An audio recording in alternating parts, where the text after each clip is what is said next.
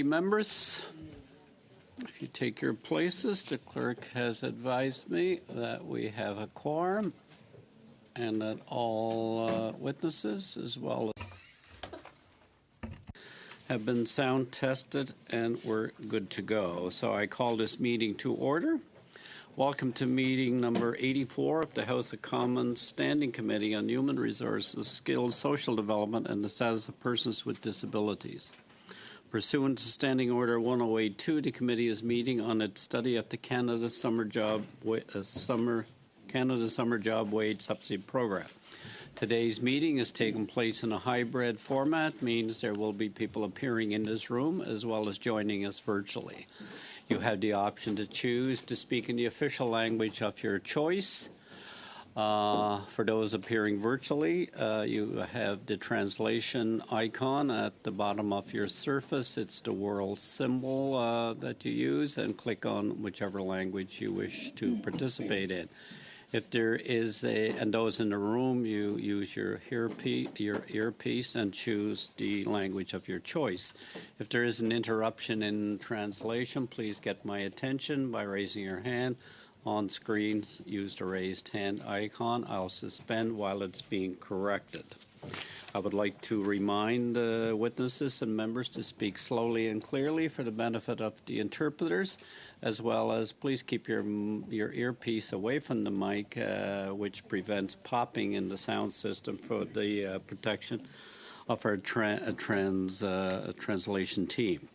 Appearing in panel one today is Big Brothers, Big Sisters of Peterborough, Brent Shepard, Executive Director by video conference, Peterborough Music Fest, Tracy Randall, General Manager by video conference, the Nutty Bean Cafe, Sherry Salmonen, Owner Manager by video conference, Youth Association for Academics, Athletics, and Character Education. Appearing in the room is Devin Jones, Founding Director, and Christopher Emmanuel, Youth Representative.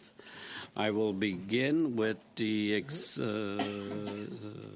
Executive Director, Brent Shepard, to give an opening statement of 5 minutes, and I would ask all participants to keep your comments as close to 5 minutes as possible. So we'll begin with Mr. Shepard for your opening statement. 5 minutes, Mr. Shepard. Thank you for the invitation to be here today. As you heard, I'm the Executive Director for Big Brothers Big Sisters, and Big Brothers Big Sisters of Peterborough is a well-known nonprofit in Peterborough and the area, and they empower young individuals in our community. And our mission is to foster positive mentoring relationships between young people and caring mentors. So enabling them to reach their full potential. And for decades, we've done this since 1960 in the Peterborough area. And our organization has played a vital role in the development of young minds and offers programs and camps that help shape the lives of the youth that we serve. And the Canadian Summer Jobs Wage Subsidy Program has had a profound and positive impact on our agency, providing valuable opportunities to young people in our community. And by offering the subsidies to us, it's a program that empowers organizations like ourselves to create summer positions that not only benefit the local youth, but also enable us to enhance our services. So the following are a few ways that has taken place. One, that we have summer programming and camps that we offer. And often we offer these to waitlist children that are on a wait list waiting for a mentor to be matched. And the Summer Wage Subsidy Program has allowed us to expand our summer programming. It allows us to increase our ratios of children to supervisors, and it helps make them more accessible to a larger range of individuals of children. This has enabled us to engage in a variety of ways and offer these summer programming opportunities. It provides a safe and supportive environment for the youth in Peterborough. Another way is through our mentoring match support. So as we match volunteers with children, that requires us to continue to monitor those relationships that they remain positive.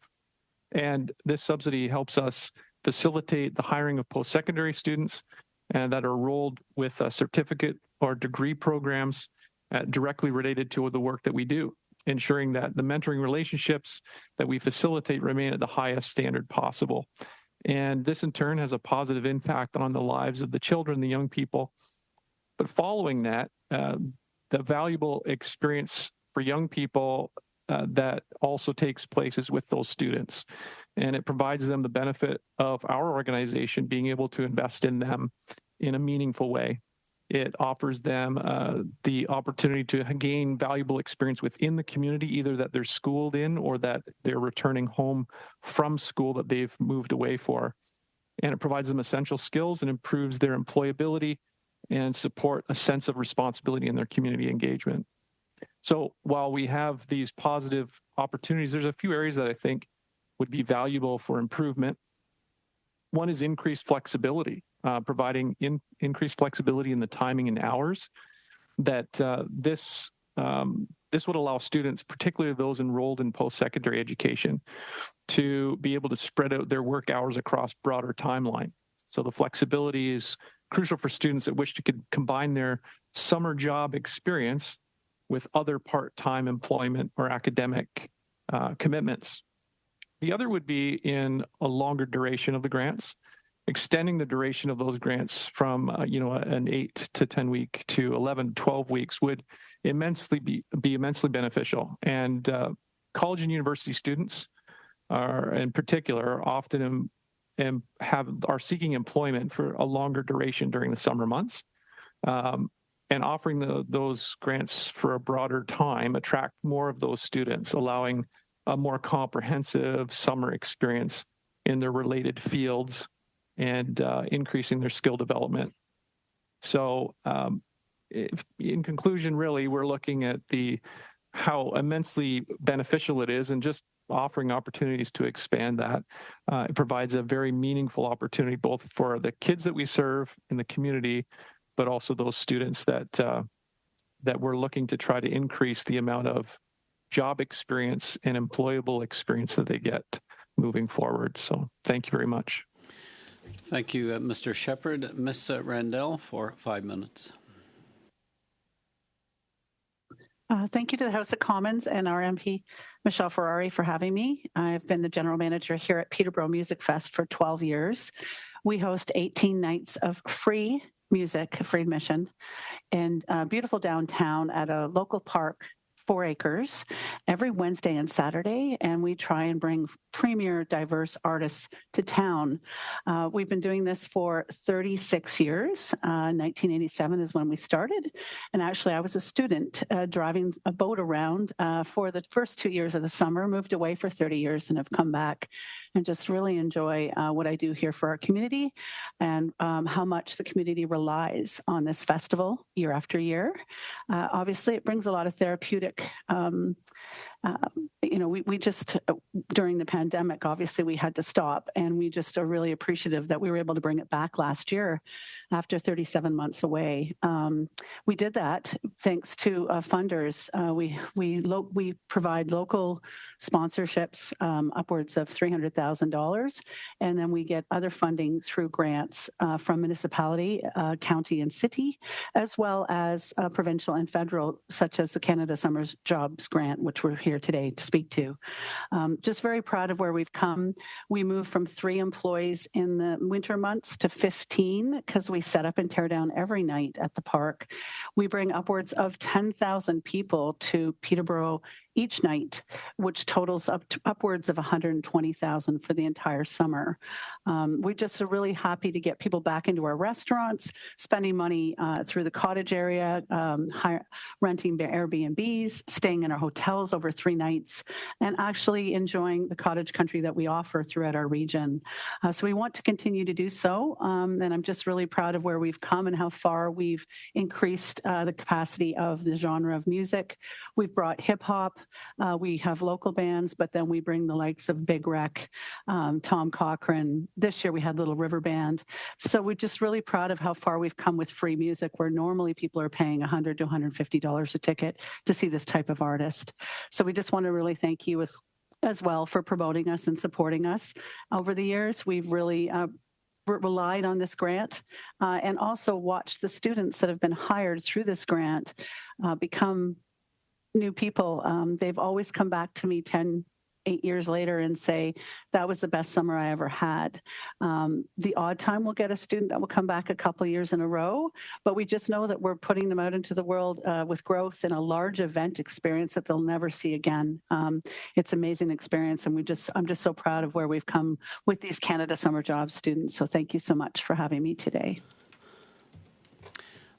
Thank you, Ms. Randall. Is Mr. Jones or Mr. Emmanuel or both going to give your 5 minutes? Question, do we each get 5 minutes or are we sharing 5 minutes? You get 2.5 each. Oh. You can split it, yes. All right, cool. So I'll start. And, what is a total of 5, Mr. Jones? All right, I'll start and Mr. Emmanuel will finish. So my name is Devon Jones. I'm a school teacher with the Toronto District School Board. I work in the Jane and Finch corridor. I've done so for some time. I'm a centrally assigned staff looking at issues around public safety as it relates to gun violence in young youth. I'm also the founding director of the Youth Association for Academics, Athletics, and Character Education. The acronym stands for YACE. YACE, over the years, provide a number of infrastructure around family support, employment and training, learning and education, case management, public safety, academics, and expanded opportunities in athletics. So the Canada Summer Jobs is conducive to us in twofold. Firstly, we get a chance to hire young people and provide them with opportunities they would normally have. Case in point, the current executive director of YACE, who's also a professor at Laurier, his first job was through this initiative. So the efficacy of the program is obvious. We get a chance to hire a number of young people who's from the community themselves, came to the program, that serves as mentors, that serves as teachers, serves as instructor. Chris, for example, this summer worked in the capacity of a student teacher, working with hundreds of youth over the course of the summer.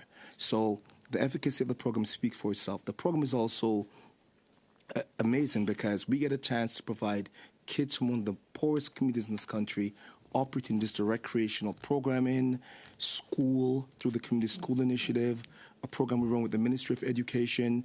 We provide them with this opportunity that they would normally be able to afford. So through the TDSB, we have certified teachers that we can use to address this gap in achievement. So we can provide this ecosystem that provides young people with viable alternative to guns and gangs. So the program for us makes a lot of sense. The efficacy speaks for itself. The only suggestion I would make is that the program becomes year-round, firstly, and secondly, duration, like what the first speaker said, should be somewhat longer.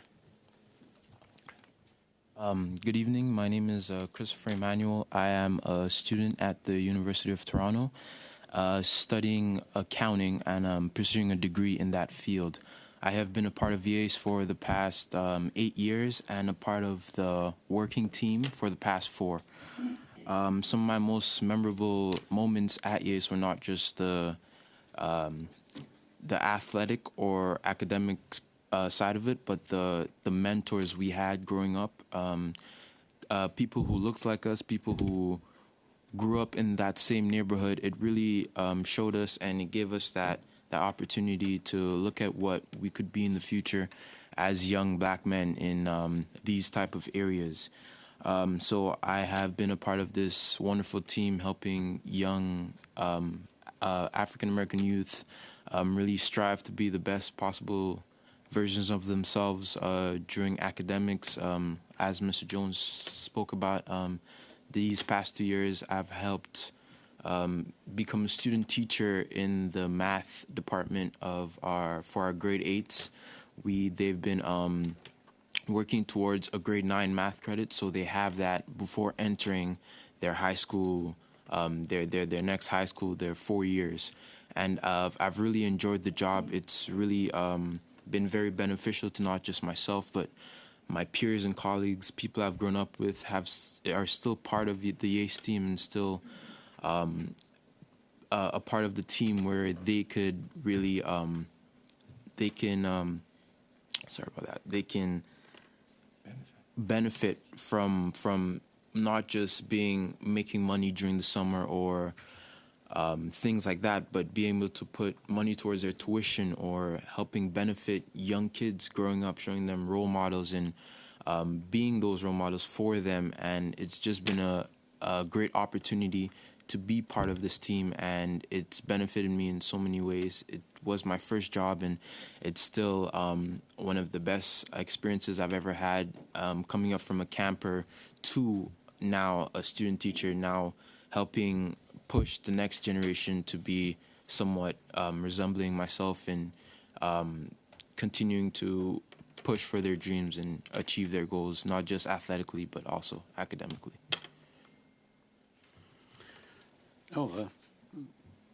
Thank you so much for your opening presentation. We had a fourth one, but we've lost him in cyberspace. Am I correct? Yeah. But we had a fourth presenter. Before we go to questioning round, I want to advise the committee we have resources for the full 2 hours. We'll be going the full 2 hours to get everybody in. And I would just remind members, I will keep it pretty close to your time allotments, because the last time we lost a couple, which is not fair. So to begin the first round of questioning, Ms. Ferrari for 6 minutes, please. Thank you so much, Mr. Chair, and thank you to our witnesses for being here today. It's great to hear your feedback, and nice to have Peterborough represented. Obviously, I'm proud that way. I think there was a theme, and it was really powerful to hear you, Mr. Jones, and you, Mr. Emmanuel, talk about the power of mentorship alongside big brothers and big sisters. So it's really great to see that kind of, without planning it, highlighted today, because I think it's one of the things our kids and our future needs more than anything in terms of mental health. Back to Canada Summer Jobs, I'm going to start, if I could, with Tracy Randall from Peterborough Music Fest, and congratulations on all that you guys have achieved. It is Canada's largest free outdoor concert, and it's incredible in Peterborough and the Kawarthas. But you do have some recommendations, Tracy, that you would like to put forth, that we can put forth in the report of what you'd like to see improved in terms of the program. Can you share those with us? Thank you, Michelle. Yes, certainly I've been in this program for 10 years, so it's come a long way. I'm very thankful for things that I've seen, like increasing the age to under 30 has really helped. And we appreciate that we can bring students in from our local Fleming and Trent school facilities that are so important to me, because actually I'm an alum, so I went to the tourism program, love to bring in people from Fleming. But one issue we had this year was we wanted to bring in international students to show diversity. It's something we would like to do, and Fleming is increasing in international students. The program that I was in currently only has 6 domestic. So we hired a lovely girl from East India, and we had a work permit, and it was turned down because she wasn't a Canadian citizen. So my question to you is, how will I, on a job posting, specify that they have to be a Canadian citizen when I'm looking for diversity and all these wonderful people that have come in into Canada as new Canadian citizens? So that's one thing that I'm stuck on, and I just don't want to have to put that on the posting. And then also just having an answer back earlier, as you hear from quite a few of the grant holders. Obviously, we are trying to hire before April 15th. Our season starts in June. And if we don't get those students in here and hired, we lose out. They are already, most of them are keen, and they've already got jobs. By the time we receive confirmation on our funding, they've already been hired by other businesses. This year, our successes were based on people that left those jobs and came and joined us when they saw the job posting. And I don't like to hear that they were hired elsewhere and then quit and came our way. So I think it's important that you try and get us an answer back at least by April 15th. Thank you so much. Yeah, no, that's great. And I have, I think, about 5 minutes to ask questions. So if I seem fast or rushed, that's the issue there. But if you could expand a little bit, Tracy, I do want to get to Brent and ask him a question too. Did the folks at Canada Summer Jobs explain to you about the new Canadians? Was that clearly communicated to you? Did you feel supported in the program? Did you feel that it was easy to navigate and get through to a person when you were dealing with these kinds of questions? Very easy to get a hold of somebody. Thank you. Yes. And we did hear back fairly quickly. We had to get some proof of citizenship and sent it over, and we thought it would be clearly accepted. But they were quite good to help us and get us through it. It's just hard when we've already hired the student to let them go. So we kept them on. Obviously, we thought they were a great worker. So we just kept them on. But I just am afraid of moving forward and asking for a Canadian citizen only when we have all these people in this program that are internationally, and they're great workers. So just, but yes, I had great support from the Canada Summer Jobs staff. Thank you. Thank you for that. And to Brent at Big Brothers Big Sisters Peterborough, love what you do. I think it's invaluable. I guess my question is, if you didn't have this funding for Canada Summer Jobs, how would you fund these positions? Yeah, we would have to try to find ways to fund the position. It's critical funding for us. When we look at our budget over the year, we in some cases we would have to go without hiring a student, just because we would have to try to make it work with the staff that we currently have, and that would affect our numbers of how many students we can, like how many children and young people we can actually have in our program in the summer. Like I mentioned at the beginning with regards to ratios. Thank you, Brent. Critical. Sorry, I don't mean to cut you off. I just have okay. one last question for both you and Tracy. And I guess that question is, the way that the criteria is broken down with Canada Summer Jobs, only 10% of the scoring criteria is given to local priorities. 90% is given on a national level. Obviously, local is critical. It's what makes up the country. So I would ask you, would you like to have on the record for the report to say that you would like to see that 10% increased, that scoring criteria to be valued more for local incentives, local programming, that you get a higher value of scoring through Canada Summer Jobs to be eligible for the grant because of your local component and what you offer locally? And I will ask Tracy that first. Absolutely. That should be increased. I grew up in this town, and I would not be where I was if I did not have music in my life. And definitely we need to increase that. I want to hire local people. And I do. We've got 5 positions that we normally apply for, and 4. And we've got 2 coming back, students that were raised here, are athletes and love music. And we're very much an arts town. So please increase that. Absolutely, Michelle. Thank you. Thanks. And to you, Brent. I would also support that. We serve our local community and try to do that with excellence. And we are finding that the students, similar to Tracy, that they're from university and college, and we got to get them early, and they're often local. So yes. Ms. Ferrari, Mr. Van Bynen for 6 minutes. Thank you, Mr. Chair. I'll be splitting some of my time with Mr. Coteau, so I only have 3 minutes to work with, so I would ask for concise and crisp answers. Really respect what's happening with Big Brothers Big Sisters. We've been active in York Region. You do some great things for the community, and the support that you're providing youth is critical to building our community. So I will ask you a question that, and I've heard some mixed information here with respect to the scoring data. And how the data is scored and what the process is. So my question would be to Brent. When you complete your applications, would it be helpful to know more specifically what both the local and the federal Canada Summer Jobs priority are, and how they are scored so that you can ensure that your programs align better with these priorities? So do you know how your applications are scored and how they're prioritized? And would that be helpful? Because there's some confusion. I'm hearing that 10% local is not an accurate number. So would it be helpful for you to have that information? Clarity is always helpful, and I think it promotes honesty and integrity in the process.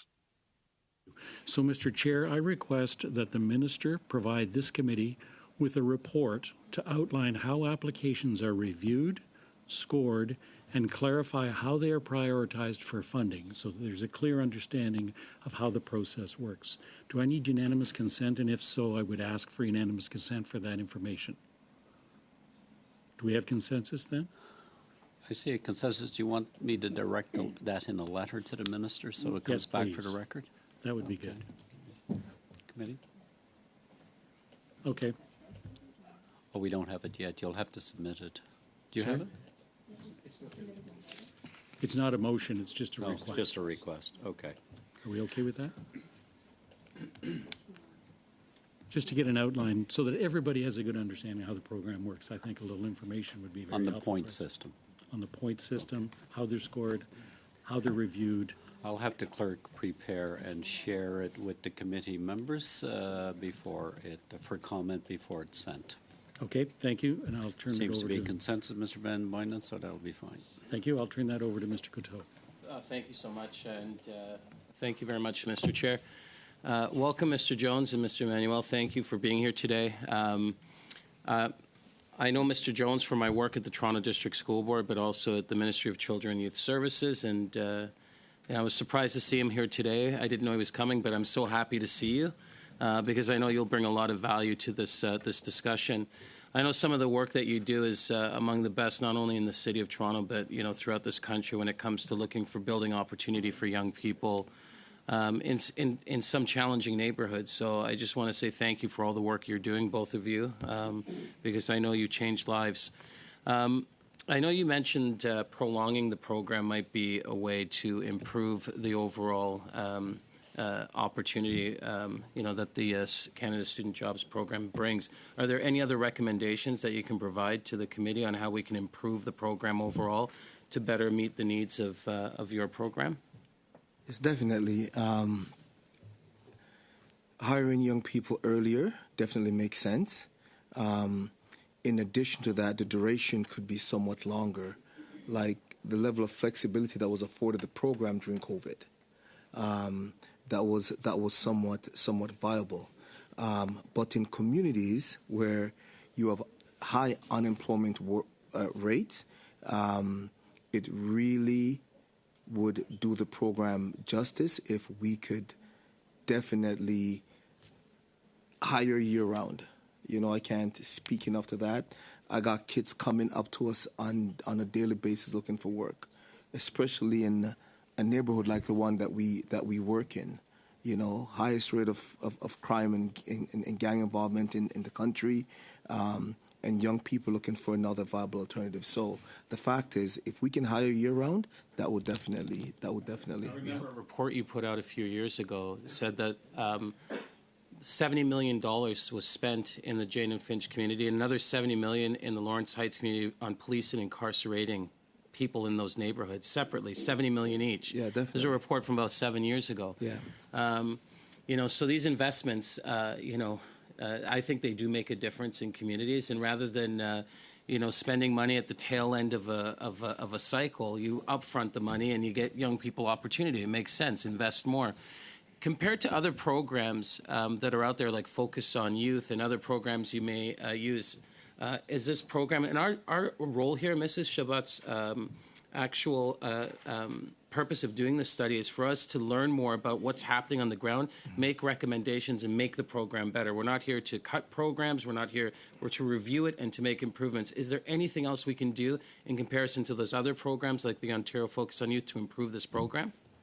Yeah, I mean, the program works for us outside of what the few issues that we mentioned before around sustainability, around flexibility. In comparison to say Focus on Youth, they're pretty much the same initiatives. The piece around the ability to hire locally is something that we have to also explore. We would definitely like the ability to hire more. And for us, we hire a lot. Like last year was 35. This year was, I think, 26. We hire a lot of youth each year, and we have kids we have to turn away. So I would definitely like the ability to hire as much young people as possible. Thank you so much. All right. Thank you. Mr. Coteau, Madame Chabot, à vous pour 6 minutes. You have 6 minutes, Ms. Chabot. Thank you very much, Chair. And I'd like to truly thank all our witnesses here today. We can see how rich your programs are where you are located. And I'd just like to say that this study's purpose is not at all to question the existence of the program. Really, what we've heard shows how important the program is in all our communities. Specifically, for organizations and not-for-profit organizations, it truly does make a difference in the projects they undertake. So there is this double objective that the youth have experience and gain expertise, and that organizations be able to work with these young people. Now, what I would like to know is how we can improve these programs. We had 2 years of the pandemic, and the program was reviewed and enhanced. However, there have been some significant decreases now.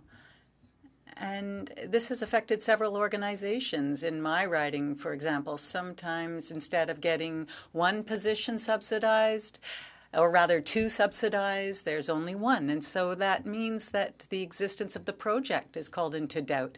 You're not the only ones who have talked about the flexibility of programs and the duration of the programs. You know, the program is only 8 weeks long. Some people need that to be longer, up to 12 weeks or 11 weeks. So I'd like to ask each and every one of you, would you agree that the funding be enhanced in order to better serve your programs? Ms. Shepherd.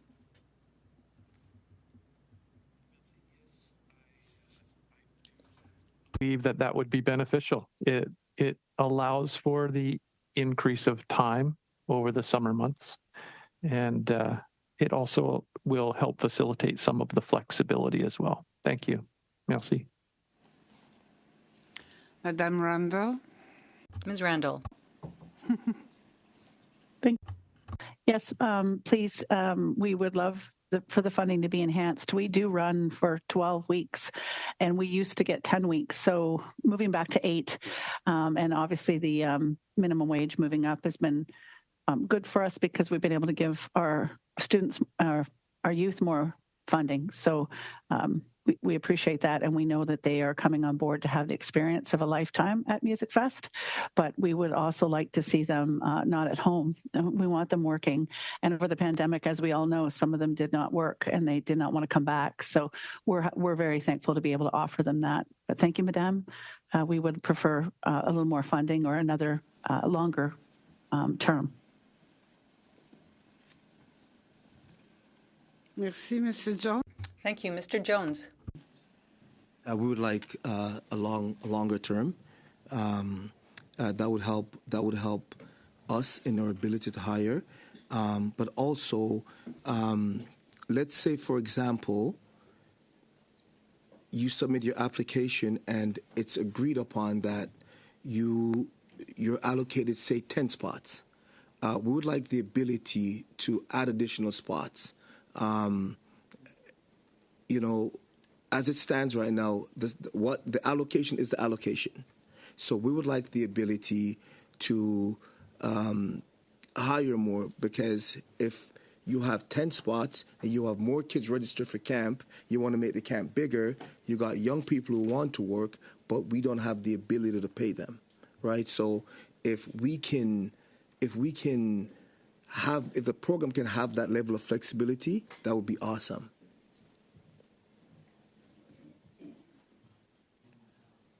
Monsieur Jones, pardon? Oui. 1.5 minutes. Mr. Jones.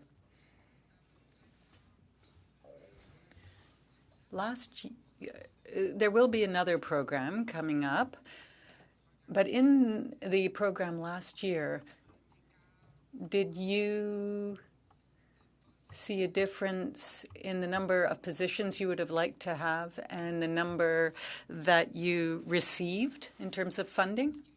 Was there a big difference? Or did you get less positions than you would have liked to, and did it impact the work that you do?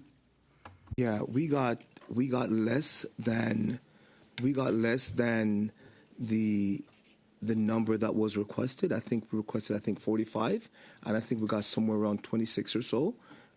So based on the allocation, we then had to, and just based on the way the classrooms are structured, the gym structured, outdoor activities are structured, we then had to say to campers that we can't accommodate you at camp, and we had to say to young people that we wanted to hire. We also can't hire you because we don't have that amount of resources to hire all those people. So that's where the flexibility comes in, where we can go back to summer jobs and say, listen, this is the number of young people that we have that we would like to hire. Like, they're stuck on your number is your number, So I know of other camps who had to give money back because they couldn't run their camp. So there's obviously a surplus in other areas. So we're saying, why not reallocate those surpluses so we can use them to run a more successful camp? Like, this summer was a tough one for us based on the fact that, we had to turn campers away. And in a community where if kids are running the streets, we all know all too well what the outcome's going to be. That's somewhat tragic and detrimental. So we'd like that flexibility to say we have all these kids in camp. This is the number that we need. Merci, Madame Chabot. Madame Zarillo for 6 minutes. Thank you very much, and thank you to all the witnesses for being here today. And actually, Mr. Emmanuel, it's the first time we've had an opportunity to talk to students, so I'm going to ask you a few questions, if that's all right. You're the first witness that's actually a student that's gone through the program. So the Canada Summer Jobs Grants, they define the goal as providing flexible and holistic service to help youth in Canada develop the skills and gain paid work experience to successfully transition into the labour market. So we've heard from organizations that there's lots of opportunity for employment. And one of the things I've been wanting and be interested in this study is what other things are youth in need of in regards to getting into the labour force besides the work. Is there other things that the government of Canada could offer? And the one I've been thinking about is like tax information, disability tax credit eligibility, or other tax credit eligibility. So I'm just wondering if you could share, is there other things you think that that could be involved in the summer jobs grants that would help youth transition into the labour market? Yes, I definitely believe so. Like you said, the tax, the benefits and what they do. For myself, I would say definitely the ability to be able to be placed in a field where you can and you have a goal in mind, and you have something that you're trying to achieve. For example, myself, I want to be an accountant, right? So being able to be placed in a place where there is things like math going on, and the ability to learn from great educators and all those different opportunities. I know a lot of youth who would love to work somewhere where they could work with younger kids or youth, but those type of spots are very limited due to the fact that money is going different places, allocated other avenues. And I think being able to be put in a position where you could work towards something that you're passionate about and you have a goal for. I know many people, many youth who, especially who work for YACE, they want to be teachers when they grow up. Last year, I believe we had, two counselors who wanted to be teachers, and having that on their resume that they helped and they worked with YACE to help push kids to different limits and boundaries in that educational field, really helped get them those jobs and that experience that they greatly needed. So that's interesting, because I'm thinking about networks now. So networking or being able to do post-networking. Is that something that you've seen offered through the summer jobs grants, or have you been able to make networks outside of the job? to help you? Yes, definitely. For example, one of the big networks I'm with right now is the Pinball Foundation, that is helping students of marginalized communities get that education, that free education for university, where you have to keep a certain grade, and you would get that that opportunity to go to university and to study in the field you're after. So being with YACE, I've really been only with them. It's opened a lot of opportunities for myself. For example, even being here is a great opportunity. I don't think I would ever have if I wasn't part of this organization. So the summer jobs and just being part of something where it's more than just the sports or the academics. It's very good for especially young people to improve on. So I think you said, I'm not sure if I captured it properly, but I think you said 8 years you've been kind of going through camp and then doing the teachers. So I wanted to talk a little bit about persons with disabilities, and I'm just wondering if you could share your experiences. Are you seeing persons with disabilities coming through the camp, or I guess have you accessibility needs? Have you seen any barriers that way? Because there's also an opportunity for supplements around disability. So I'm just wondering if that's something that you've experienced or seen increase over the years.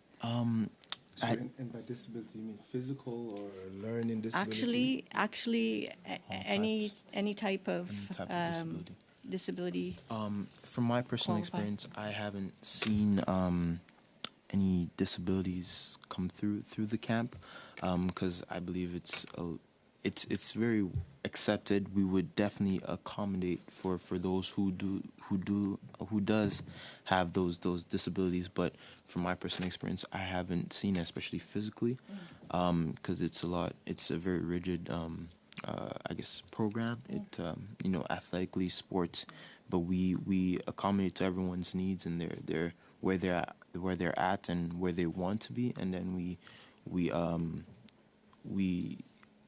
guide them to that place where they would like to be at the end of that summer. And even with the academic part, we have had kids who are a bit on the I won't say on the they don't learn as fast as maybe some of their other peers. So we do have, for example, I would sometimes take a group of kids and bring them in a room and work with them and go at their own pace, and whatever they may need help with, whatever they're struggling with that others may not be, we accommodate for them, because we also don't want that type of them to be looked at differently because they may be getting special treatment, or they may be a little slower than the other kids. So we take them in that confined space and make sure that they're going at their pace. They don't feel rushed. They don't feel any type of way, especially from the other kids, and we just work with them in those aspects. Amazing. Okay, thank you. Sorry, let me touch Thank on- you, Madame Cirillo. I'll get you on the next Mr. round. Jones, you'll have to catch it in the next round. I got to stay close to the timeline. Madame Ferrari for 5 minutes. Thank you, Mr. Chair, and thank you. I think Mr. Jones had some stuff he wanted to add on to that, and I'm actually curious to ask you a couple questions, try to get everything in 5 minutes. But I'm curious how you track your own self. How long have you been using the program, Canada Summer Jobs? Oh man, since the inception. Yeah? Yeah. So, and how do you track the success of that? Like, do you keep a log of the kids, what's happened to them, the students that took those jobs? Definitely. So my executive director is actually a professor and a researcher. So we document the process and the trajectory of all the campers, for starters. So we have a treasure trove of just information. We just did a comprehensive study with the faculty of Edith Laurier around the capacity and the aptitude of the kids who have gone through a program. So we have that research. For the students who have gone through our mentors, we also document their tenure with us. We document where they go next. A lot of our kids have the opportunity to go to post-secondary through a bursary program offered by the Pinball Clemens Foundation. So we actually measure and document. So That's we have, incredible. Yeah, 100%. What would you say if I told you when we asked Stats Canada about this program that they don't even measure it? The government who hands out this money. So you would agree that measuring and having tools for measurements for success are critical, right? That's how you quantify the success of something. Obviously, your program has done that and done it really well. Definitely. I mean, I met, ironically, I met with some professors last week at York, Joseph Mensah, and one of my colleagues, Christopher Williams. They wrote a book around research called Boomerang Ethics. And, I mean, they were doing consultation for Stats Canada, and they were asking them some of these pointed questions. And they don't track or measure. But the luxury we have of having a researcher in-house who documents and tracks everything, sometimes it's a bit much, but, you know, we can always speak quantitatively to what's taking place and the efficacy of a program. I commend you for doing that. But I think when you're using taxpayers' money, do you not think it would be critical for the government to do what you're doing, that should be held on their end for accountability to ensure the success of this program? Definitely. And I say definitely because you have agencies who, I mean, they always got to be an accountability matrix in place. Right. For anything you do. Yeah. You know, so if you run programs, there got to be an accountability matrix. If you run, if you're taking taxpayers' money, you have to demonstrate efficacy. You have to prove what you're doing. You got to demonstrate what you're doing. So, I mean, we would love to help with that research aspect. We'd love to put that matrix in place. You know, for Canada Summer Jobs. I know we have a template in place that we use in-house at YACE, so we would love to share. Well, I'm very impressed with what you're offering and what you're doing, and definitely are on the upstream end of changing the trajectory of at most risk. So thank you for what you do, and to hear from you too, Christopher. It's pretty powerful to hear from the student who's done the program. I wanted to ask Brent one final question. I don't know how much time I have left, Chair. A minute and a half. Brent from Big Brothers and Big Sisters Club, which is also amazing. One of the things you had touched on was longer duration of grants. One of the things we've heard repeatedly from witnesses is they're not hearing back in time. There's not enough runway to get the people employed. And I know as a mom, I know my kids struggle. They don't have those social skills. They're behind because of COVID. They're afraid to apply for jobs. How are you finding the people who are applying? Are you getting a high number of applicants? And do you think that if they gave you answers earlier of how much funding you got, it would be helpful in you securing quality of talent? Yes, thank you for the question. And similar to Tracy's response earlier, that finding talent early is critical because they've often, especially when they're keen, they've often tried to source those opportunities early. And one of the things that we find too is we're having to think through: do we put an asterisk on our job posting that says if the funding is available? I mean, it's pretty tough, and we don't like to be putting them in that position, and we don't like to be in that position either. It's very important that we hear early to be able to provide, like, what some date, of the kids. Sorry, Brent. What date would you like on the record, just for reference? What would be the ideal date to hear back from? Short answer. Well, I think Tracy had mentioned as early as April 15th is helpful. The students are already finding opportunities by then, but that's at least a positive direction. Thank you, Madame Ferrari. Mr. Long for 5 minutes. Thank you, Chair. Good afternoon. Good afternoon to my colleagues, and thank you to our witnesses coming in. Just a few points of clarification. To my great colleague, MP Chabot, I mean, she made a comment that the program was drastically cut. I would actually disagree with that. I don't think it was drastically cut at all. I mean, we returned the program to pre-pandemic levels. We did increase the program during the pandemic to accommodate for employers and students that needed help. Brought it back to pre-pandemic levels, which for the record is double what the previous Conservative government offered to students. The program is an amazing, wonderful program. We've hired just short of 3,000 students in my riding of St. John Rosse, put $9 million into our economy through students. And I'm curious from all three of you, if you could just each one of you share how many students you do hire and what percent the Canada Summer Jobs program is of that. And do you also have a provincial program where you hire students? Mr. Jones? Yeah, so last summer, I think we hired somewhere around 50 youth. 26 were Canada Summer Jobs. We had some through the TDSB initiative, Focus on Youth, and the TCD initiative, which is a similar spin-off of Focus on Youth. So I would say a little bit over half of the kids we hire are usually Canada Summer Jobs. Thank you. Mr. Shepherd? We have hired anywhere from, we're small, so anywhere from 1 to 3 students while I've been the executive director, and all of the funding comes from Canada Summer Jobs. Ms. Randall? We hire 10 and 4 are covered by Canada Summer Jobs, 40%. And I have seen an increase in funding over my time here in a decade. I'm very appreciative after post-pandemic that it did come back just like it had in 2019. So thank you. Thank you. Mr. Jones, your experience through the portal, was it a good experience? Was it cumbersome when you actually had to go through the process of applying? Yeah, so I know my admin team, they're tasked with that, and I've had no complaints.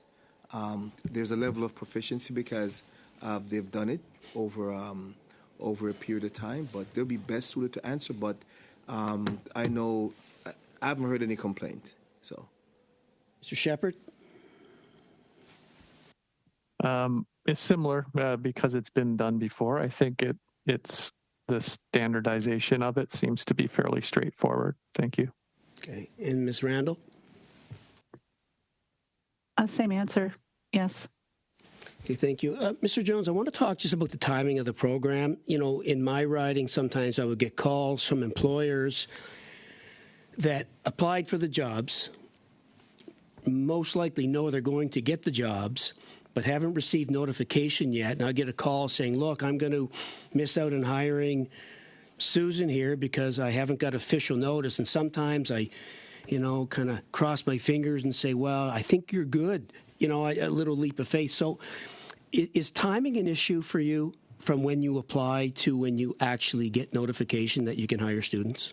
Yeah, similar to the points the other deputants have made, it definitely is, because if you have someone like Chris, for example, who's a math savant, and I would like him to work in our advanced math program, and he's secured a job someplace else, and he's waiting on us to solidify or to confirm that he's going to be working. I can't tangibly say yes. Some years you might get 25 spots. Some years you might get 4 or 5, right? So you can't tangibly speak to employability until you get that number, and that number could vary based on whatever variable. Our MP is awesome and is really accommodating, and advocates for the initiative based on the scope of the work that we do. But we never know how much money is going to be afforded or allocated to us. Thank you. Thank you, Mr. Long. Madame Chabot pour 2 minutes et demi. Ms. Chabot for 2.5 minutes. 1.5?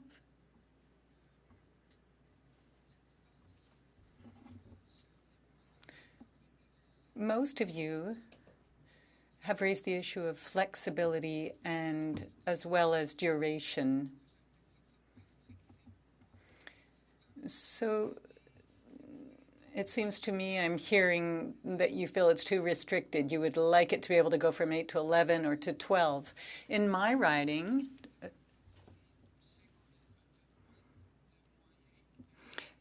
there are less means than elsewhere. And we think that actually going back to pre-pandemic levels don't take into account factors like the cost of living and inflation and demographic changes. So that's why we think the program should be enhanced, the funding for the program. But now I'd like you to tell me about the number of weeks.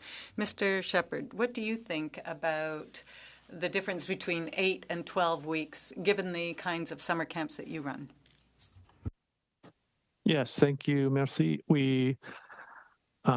The duration is important, but the flexibility is also within the way the hours are structured. With it being 8 weeks, the student that we hired needed to have alternative employment.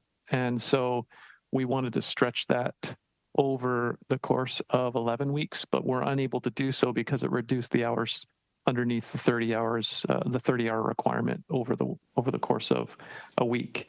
So it was that duration. So obviously, if the amount of hours increases to allow for a 12-week program, that issue of flexibility goes away. If we're not able to run, or there's not the resources to run a 12-week program, then the flexibility to be able to change the hours, to stretch those hours to run morning programs instead of all day, would also assist so that the student can both work for us and for someone else. Vous avez parlé pour 10 secondes, Oui, madame. 30 secondes, mais 30 seconds then. So I'm assuming that it has other impacts too for day camps. I mean, it affects the length or the time that the camp can run for. That's correct. So based on the funding, we try to make our camps and our summer activities flexible. We try to bake in flexibility for our camps so that we can respond appropriately with the type of employment that we're going to be offering or that we receive funding for. See Madame Zarillov to conclude with 2.5 minutes. Thank you. I just wanted to open the floor to Mr. Jones to share the thoughts around students with disabilities and the supplement that's available and if you had to use it. Yeah, so we do actually have a lot of students with learning disabilities. We just don't publicize. The teacher in the class would know, but we don't really let, for example, the student teachers aware of that. So our teaching model is quite unique, actually. So we have a teacher. Sometimes we have 2 teachers in the classroom, and we have a high-function student in high school or post-secondary, or 2 or 3 that's in the classroom providing supports to those students, to Chris's point, who are struggling. But it's so integrated and it's so encompassing, like there isn't the assumption that we want to do it without having the student being pulled out or somewhat relegated.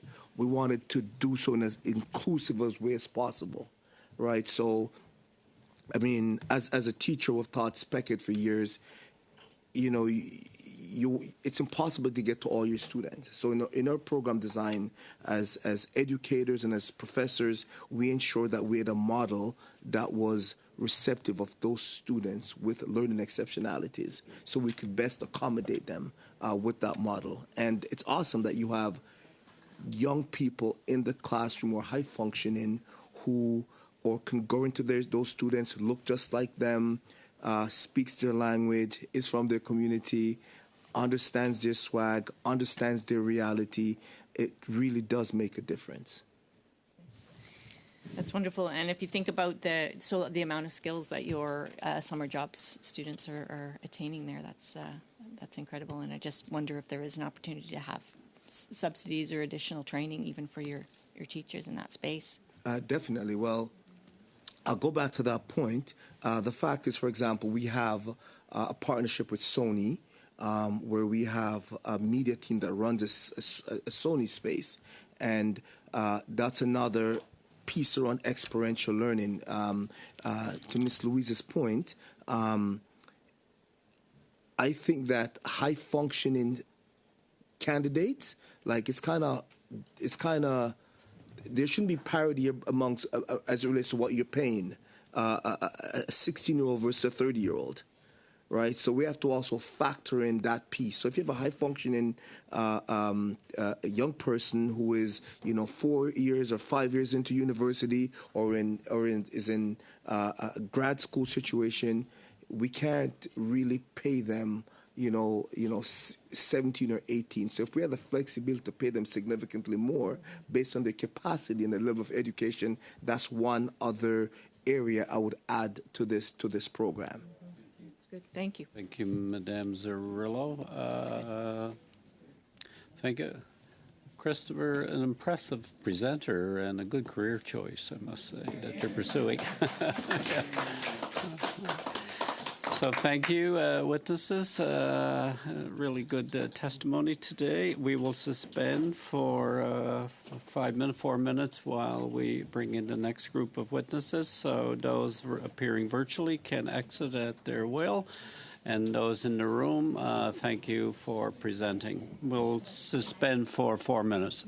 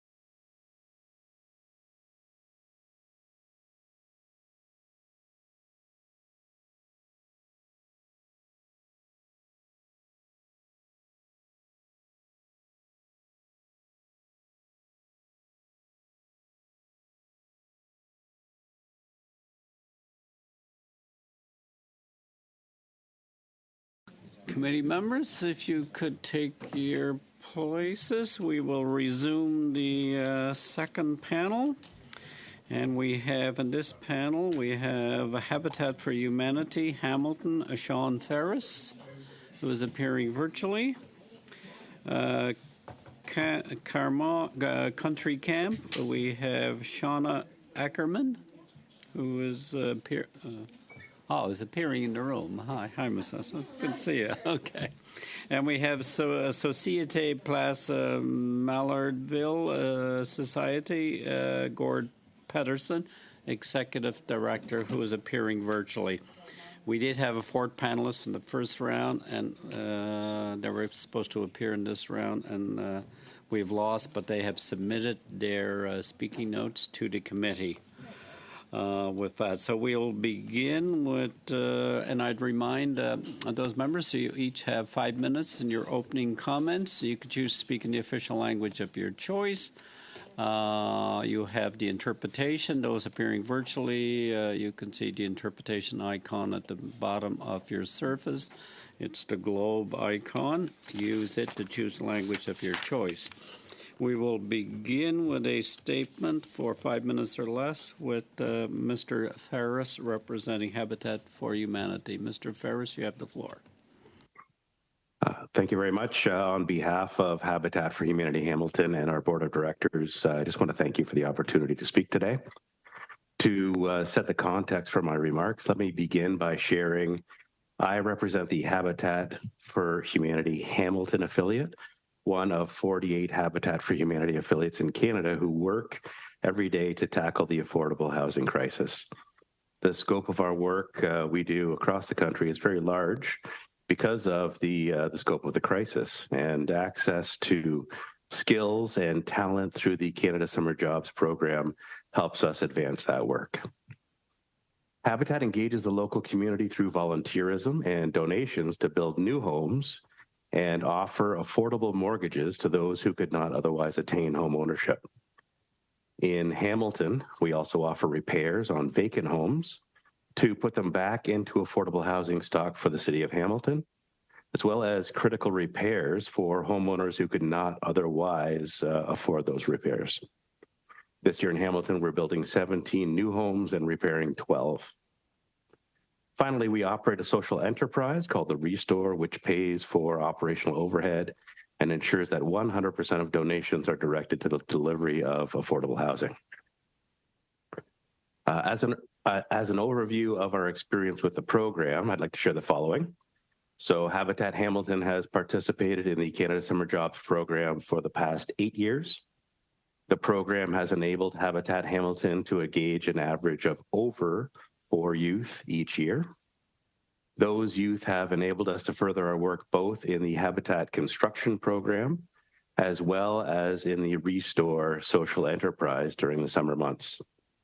It's very important to us because in the summer months, people take vacations. And at that time of year, we experience lower volunteerism and lower staffing levels. Furthermore, since schools have a summer break, we experience a decrease in student participation through the Ontario Youth Apprenticeship Program, as well as high school cooperative education programs. The youth we have employed through the Canada Summer Jobs program have gained experience in both retail and construction operations. They are exposed to the value of not-for-profit organizations and working alongside volunteers, the benefits of volunteering. They learned about the importance of stable housing. And maybe most importantly, they learned the importance of the important lessons that people gain as working hard as part of a team. In certain circumstances, we have kept Canada Summer Jobs students on board beyond the duration of the program at our own expense for a continued mutual benefit. The program has saved Habitat Hamilton an average of about $30,000 per year. We would not have hired this many staff, if any staff at all, if not for this program, which would have decreased or delayed our contribution to the affordable housing stock locally. I'm glad to hear that it sounds like this program will continue. I was going to kindly request that the program continue, but it sounds like that's a non-issue, so happy to hear that. Based on feedback from my team, I'd like to offer a few suggestions on enhancement for the program for your consideration. One, the Canada Summer Jobs Program pays an hourly rate equal to the minimum wage. Habitat for Humanity Hamilton is a living wage employer, so as not to further exacerbate poverty within our own staff, but also to attract higher performing applicants, especially for the construction of our homes. Habitat Hamilton must pay the difference between the amount of subsidy and the amount we pay our staff, and would respectfully recommend an increased amount of subsidy to offset the amount we need to pay to meet our compensation standards. Secondly, Habitat Hamilton works in several federal ridings. However, the Canada Summer Jobs Program limits the employment of youth to one riding. This limits our ability to commit to the program. If we were able to move Canada Summer Job students to different build sites or to different restore locations, we would be able to utilize the Summer Jobs Program more and deliver more for our community. In our work, there are a number of personal protective equipment requirements, such as steel-toed footwear. Offering subsidies for this equipment would help with employing youth. Habitat for Humanity would also benefit from subsidies for employing youth from September to April, as mentioned previously. We have a variety of special projects and youth who don't necessarily go to school in the conventional time period, and as a result, we could certainly take advantage of an expanded time period. And finally, there are two planned financial reimbursements to my knowledge. Our cash flow would benefit from a faster repayment schedule. And that's what I have to offer you today. And thank you very much for your time. Thank you, Mr. Ferris. Ms. Ackerman for 5 minutes. Sure, okay. I'm going to tell a little bit of a different story because as these are big organizations, I'm a single enterprise here. So I raised 2 kids with disabilities, profound hearing loss, cochlear implants. I've used almost every government system in our education board in Toronto in the York Region Board. As a special ed teacher, I also made huge impact and change in disabilities. I then turned into a registered psychotherapist, which I do in my day job, and I run my nonprofit charity summer day camp. Through the summer, I have 6 locations across the GTA. I actually put in 9 different grants in 9 different municipalities and received 6 of them.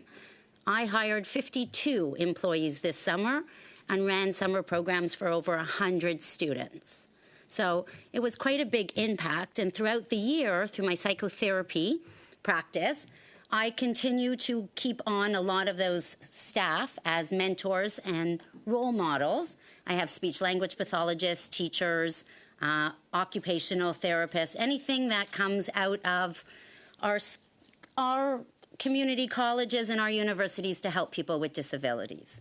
I myself am neurodiverse. I have been through our education system many different ways, and I struggle immensely.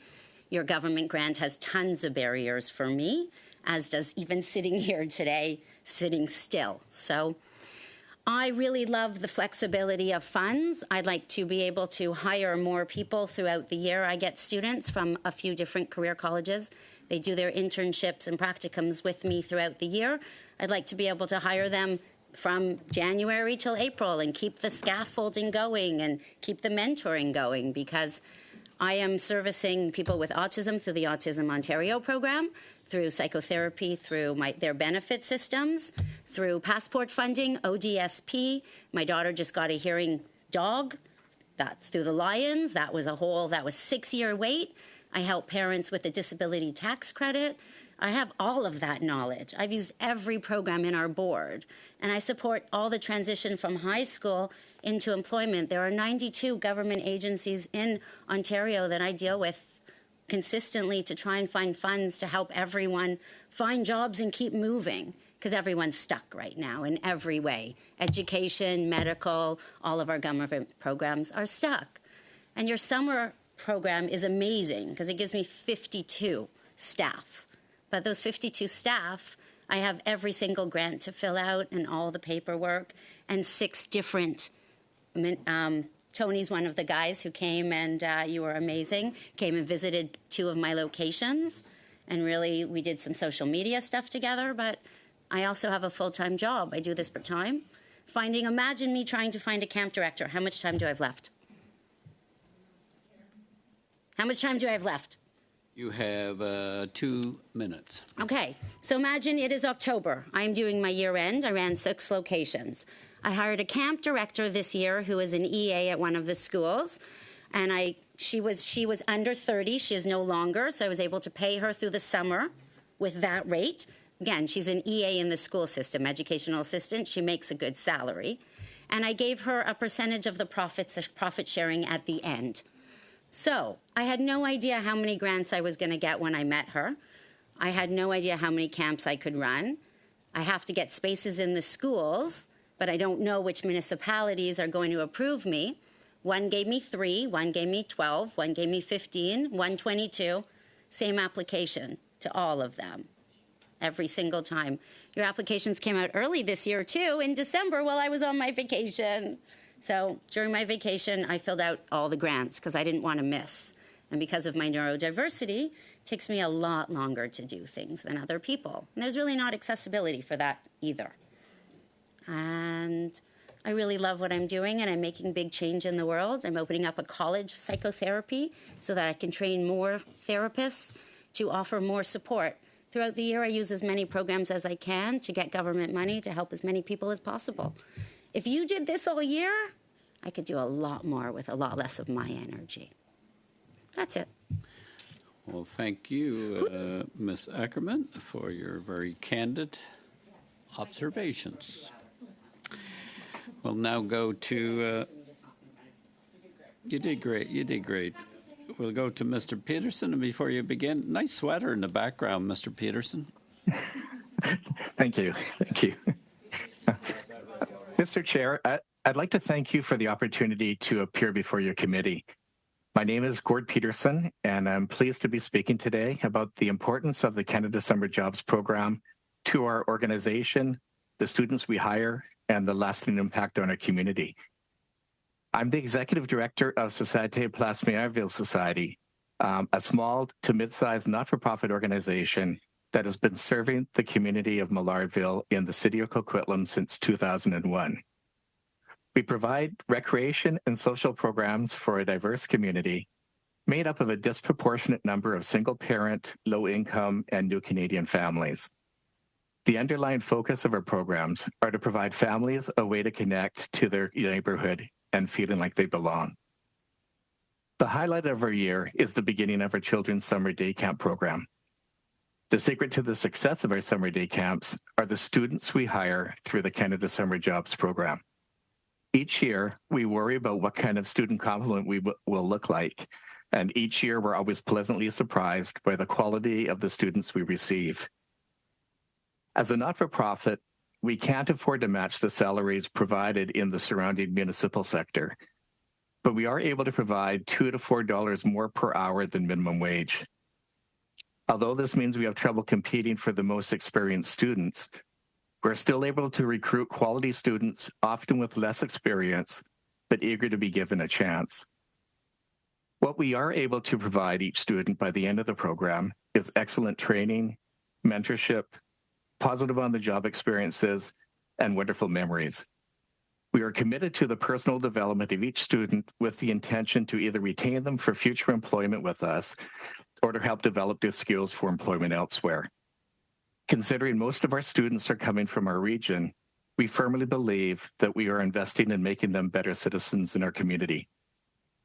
Approximately 50 to 60% of our students each year are visible minorities from our community.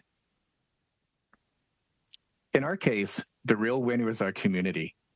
During the past summer, we're able to provide an exciting, low-cost, and inclusive summer day camp program for approximately 460 children aged 6 to 12. The community demand for this popular program is extremely high, and it's sold out in 3 hours, with a 15-person wait list for each of the 8-week-long camps. For some parents, summer camps may just be an affordable childcare option for working parents, or a way to keep kids entertained during the summer. But for all the kids participating, it becomes a fun, inclusive, and engaging way to try new things, meet new friends, and make memories that will last a lifetime. Going full circle, I'm proud to acknowledge that over the years, we have had a number of past participants grow up to become volunteers and summer leaders giving back to our organization and community.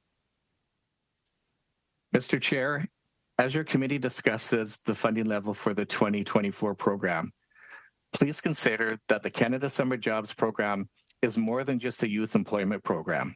It has a positive, long-lasting impact on organizations and communities alike, and for that we are extremely grateful.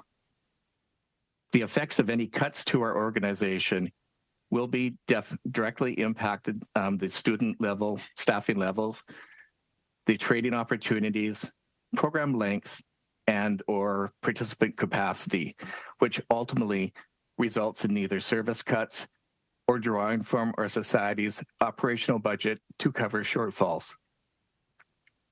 To our community, it would mean a reduction in the number of children that would be able to receive the benefit of this valuable service. In closing, please consider not only the impact your decision will have on the students, but to the organizations and communities like mine across Canada. Mr. Chair and committee members, thank you for your time. Thank you, Mr. Pedersen, for your opening comments. We will now go to open the floor to questions, beginning with Ms. Gray. For 6 minutes, Ms. Gray. Great. Thank you, Mr. Chair, and thank you to all the witnesses for being here. I've got a couple of questions, and I'd like to give each of the witnesses an opportunity to answer the questions, so I'll circulate through if that's okay, and just ask, if possible, to maybe keep your answers a little tight, just so that we can get through a few things here. So my first question has to do with the application itself. We had heard from other witnesses just the onerous part of it, how maybe it times out. It's really difficult. Maybe if you're also a senior that isn't really technological, or perhaps someone with disabilities, that it may not be very inclusive and accessible. So I'm just wondering if you can speak to the actual application itself and the time that it takes, and answer some of those questions. So we'll start first with Habitat for Humanity, and then we'll go down the line. Thank you. Thanks for your question. I am fortunate enough not to submit the applications. However, the feedback from the team is that there is a learning curve to go through. And given that we've been in the program for a number of years, I would comment that we have learned and the program has improved. Not that it's not onerous, but rather that we're used to it, and it is repetitive. So we save our answers from the previous year and we reuse them. And we have staff and volunteers who can support us in that effort. So always streamlining a process and making it easier is something that we would support. Great, thank you. Next to Karma Country Camp. If you can just keep our applications every year and renew them instead of filling out all the same pieces. And if you are doing it in different municipalities, can we have one big one, and then the different directives or whatever they're looking for could be separate applications? And also, too, for the roles and responsibilities, you need to fill out like 5 different pieces for each role. So sometimes over the summer, I want to do 10 roles per location. So 10 times 9 is a lot. So is there a way that I can, again, I copy and paste it, but it is time and I do it myself, so. Funds for a team would be great. Last, over to Mr. Peterson. Thank you for your question. Yeah, I've been doing this process for quite a number of years, and what I must admit, it has improved a lot over time. It used to be that you would lose data quite easily. All it took was to go back one page and you lost everything you did before it. It has changed somewhat, but it still comes down to preparing a lot beforehand. For people that have done it, as Sean was mentioning, you do have it pre-set up beforehand to make your application easier. I think that would be difficult for a novice person that is applying for the first time or only a few times. So it would be a bit of a challenge in that regard. Maybe a little bit of advice that to have more of a a pre-application checklist or maybe a list of the questions beforehand so you can prepare for them beforehand would certainly make the process easier, especially for the people that are new to that process. Thank you. The next question that I have has to do with reaching out to the government, your contact that you might have, and have you reached out to them before with questions? And what's the response time like? For example, a lot of government departments will have service standards, and when the officials were here, we were questioning about their service standards, and they were really unclear about what those service standards might be, although they said they had service standards without saying what they are. So my question is, have you reached out? What is the timeline like for hearing back? And has that made it more difficult? Has it been really wide lengths of time that it takes for them to get back to you? And just if you have any thoughts on that. So again, we'll go with Habitat for Humanity first. I'll be direct, and I apologize. When the program started, it was poor. It went to worse. And now it is extremely better. We are getting great response rates. We're getting timely responses, meaningful and productive responses, less spin. So we're quite happy with the service we're getting today. Great, thank you. And then over to Karma Country Camp. I also agree. My service was wonderful. The response time was good. Clarification of who has which grant, because they come in with numbers, not names. Also, so it's hard to manage 6 different numbers. And at the end, I do hire all of my staff has disabilities, so I get that MERC back. I always have trouble with it, and even though I work with a bookkeeper and we do a payroll, there's always some discrepancy. So maybe even do MERC and the funds differently, so then I know, again, number-wise, where all the funds are allocated. Thank you. And lastly, Mr. Peterson. My experience recently has been really good. We've got, as the others have mentioned, timely responses. Questions have been answered to our satisfaction, and no complaints from this end. Great, thank you very much. And I've only got about 20 seconds here, so maybe I'll just ask Ms. Ackerpan, have you, part of the process with the scoring criteria is that 10 points are given for local priorities that the local MP would submit out of the 100 points, roughly about 10%.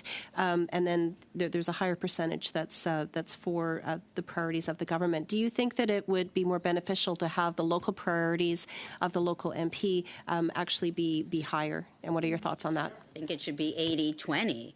Your local MP knows what needs to be done in every community, right? So if I'm taking those funds and I'm helping families whose kids are not going to school and not employed, where are they going? They're going to be using your funds in your community. Let's get them out of the house. Let's get them in schools, in programs, in apprenticeship. Let's get them working, because there are people who need employees.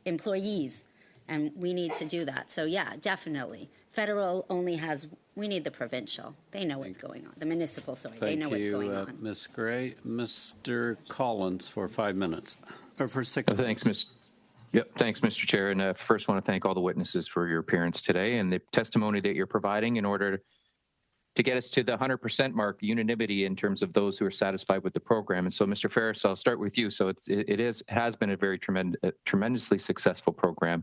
96% of participants from employers who've participated are satisfied with the program, and that number is a bit lower for volunteers, for youth participants.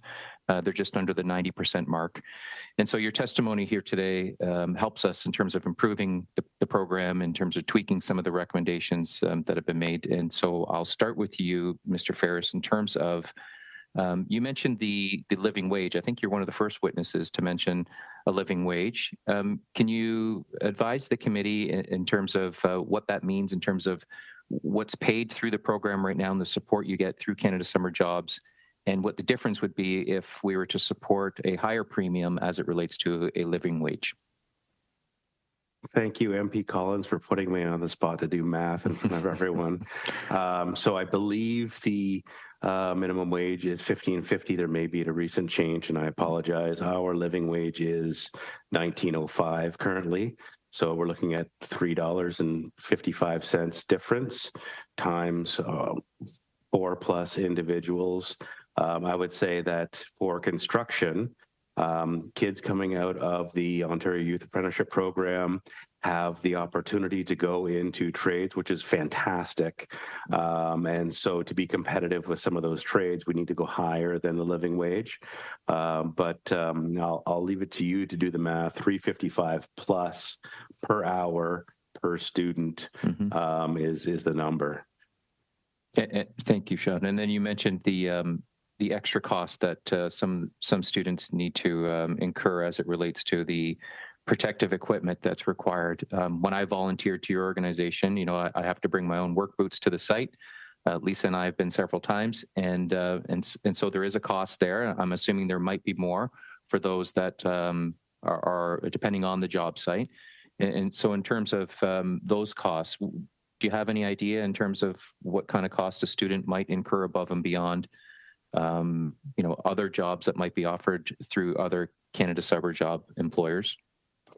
So the PPE included hard hats, eye protection, ear protection, masks of various kinds, gloves, and boots. Those are the key ones. Sometimes it's knee pads and things of that nature. We will provide that, but it comes at an opportunity cost because we would be taking those items away from another student or volunteer. And as a result, we often incur that cost if the student can't afford it. So if the student's not paying for it, we are paying for it. And it could easily be, and boots alone are well over $100, could easily be $200. So we're talking, maybe $250 per individual, depending on role and the activity they're engaged in. Thanks, Sean. Sean, you would know that in participating for the last 8 years that there's an EDI component to the application process. And we've had a couple of witnesses come forward to say that just from a geographic perspective, it's been a challenge in terms of meeting some of those requirements and in trying to get a diverse field of students through their program. We also heard from StatsCan that 50% of students are unemployed through the summer months, and of that 50%, racialized students make up the largest part of that 50% unemployed group. And so, can you share with the committee in terms of the importance of diversity with your organization, how you accommodate that through the Canada Summer Jobs Program, and if you've had any challenges regarding the same? I don't think I need to emphasize how important diversity is. We absolutely want to bring in diversity of perspective.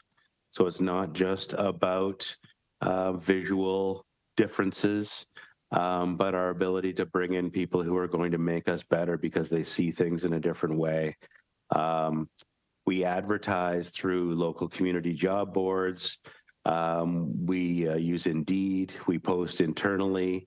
I've reached out to, various organizations that support diverse communities to try to bring in diverse individuals. But looking at the 5 individuals we had on board this year, the diversity was low. So that was an opportunity. We are eager for guidance and support in terms of how to enhance diversity. It is not our expertise.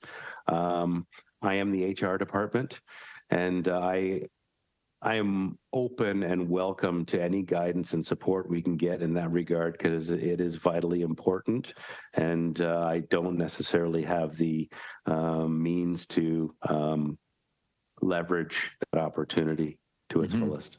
We've had a couple of witnesses recommend that we include international students. Is that something that Habitat would support in terms of broadening the pool of applicants and those that might be able to boost the diversity numbers that we're looking for?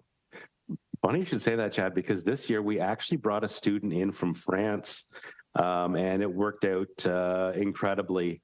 He was in to learn about construction, but also to enhance his English skills. and he was a tremendous, diverse addition to the team and brought tons of skills and other elements that really enhanced us. So, one, funding would be important, but two, I think he's a bit of a unicorn in that we don't get many international applicants. So knowledge in terms of how to recruit would be key in order to make that a reality. Mr. Peterson, can I throw that question to you? Mr. Collins, you over your time. Oh, thanks, Mr. Chair. Madame Chabot, pour. Ms. Chabot, you have 6 minutes. Thank you, Chair, and thank you to all our witnesses today. I mean, we would have loved to be able to speak more about housing with you, Mr. Ferris. That's an entirely other field that we could talk about. My first question will be for Mr. Peterson. First, what I'd like to say is this. Rest assured, this committee, through its study, did not have the intention at all to diminish it. On the contrary, the motion is about doing a study on the program and seeing how we can improve it, whether that has to do with funding or flexibility. So know that you are all helping us in improving the program. That was the purpose of our motion. Now, Mr. Peterson, you were talking about day camps, that, if I understood you well,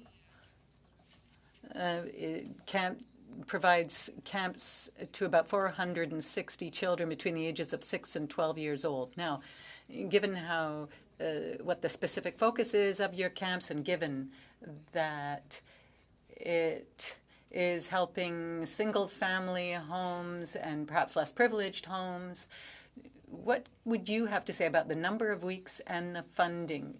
Were you only able to do less camps than what you would have liked to? Because I think you mentioned that there were children on the wait list. So are there people who aren't able to participate in your camp, or do you meet the needs of those who want to do so? Merci pour la question. Nous n'arrivons pas à répondre aux besoins de notre communauté. Nous devons dire non à certaines personnes parce que nous n'avons tout simplement pas la capacité d'offrir de programmes supplémentaires. Notre financement provenant d'Emploi d'été Canada représente la base, en fait, de notre financement. Sans ce programme, nous n'avons rien. Il est essentiel. This program, and of course, with the funding itself, it allows us to provide low-cost programming. And the low-cost programming, especially in our community, is very, very important. And something, as I mentioned, just through popularity alone, will show you, the effects and how important it really is. Vous avez parlé aussi que You also said, or rather you also spoke about the 8-week period, and most witnesses have spoken about this. Now, given that you hire young people to take care of even younger people, would you say that you need more than 8 weeks? Because witnesses have told us that it takes time to train the youth who are hired to work in these camps, and that takes time. So do you think it would be worthwhile to lengthen the duration of the program? Most definitely. There certainly is the capacity there to go a little longer. Ours is a bit of a unique situation that we're based out of a school, so we don't really have access to the facility too much earlier. But we did receive some cutbacks to our program this year. We were able to maintain the 8-week-long program itself for the children, but where we had to cut back was in training, and that was disturbing that we had to make that happen. But that way we're able to keep the capacity for the program itself, but unfortunately not provide the same level of training that we have done in the past. Merci. And thank you. My next question will be for Mr. Sean Ferris. I want to make sure that I've understood everything you said correctly. You spoke about hiring 4 people during the summer, but you also said that there are various circumstances and jobs, ridings are different, for example, and jobs are allocated per riding or spots per riding. So I'd like to know if you also apply for spots in other ridings. I'm just trying to get a sense of the number of people you get and if it meets your needs. For example, when you say 4 spots, are your needs higher than that and higher in your area than, say, in other ridings? I'm not sure if I'm clear. I think you're very clear. So currently we only have one social enterprise restore location. And of course it sits in one riding. We're working on opening another.